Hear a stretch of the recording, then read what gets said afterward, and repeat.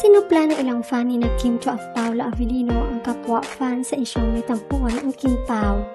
Bago nito, inurot ng mga fan ni si Kim na magpakasal na at magkaanak na ibahagi sa kanyang Instagram ang ilang larawan na may karga siyang sanggol kasama ang kapatid na si Twinkle at si Carlo Antonio Suarez. Mapapanood sa reels ni Kim ang pagkagiliw nito sa sanggol habang karga-karga niya. Kaya nag-wish agad ang mga netizens at fan na mag-baby na ang kanilang idol. Kaya sana magkaroon ka din ng sarili mong anak balang araw. Kaya excited kami yung sarili mong anak, sana magpakasal ka na. Sa gitna ng ganitong reaksyon, iba ang interpretasyon ng ilang netizens tila tumutukoy sa kalandawa ni Paolo. Sabi kasi niya sa caption, didn't expect it, didn't prepare for it, just needed this moment to breathe.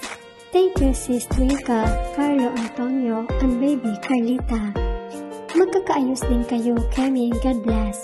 Parang unhappy si Kemi, kung talagang mahal ka ni Pao, di kanya matitiis. Ayusin nyo yan. Sinupla ng ilang ng mga nag-akalang may tampuhan ang Kim Pao. Walang kinalaman si Pao sa post niya, please try to be fair po. Sa family nila yan, miss niya lang sila. Which is normal lang naman sa pinagdadaanan at ma-film.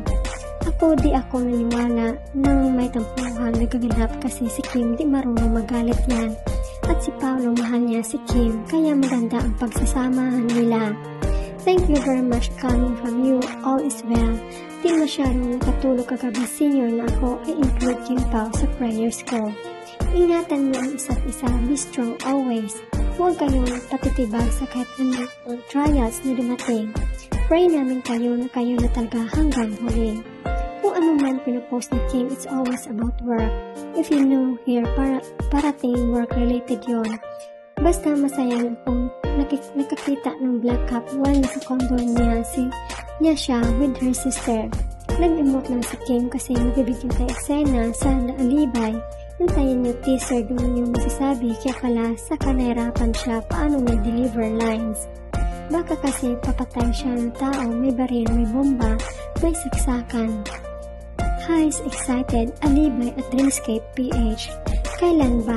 We should learn how not to cross the boundaries of being a fan, especially in matters where we don't have any knowledge. Ang iba kung makaasta, parang private sila sa lahat ng bagay concerning our race, speculating on almost anything they see.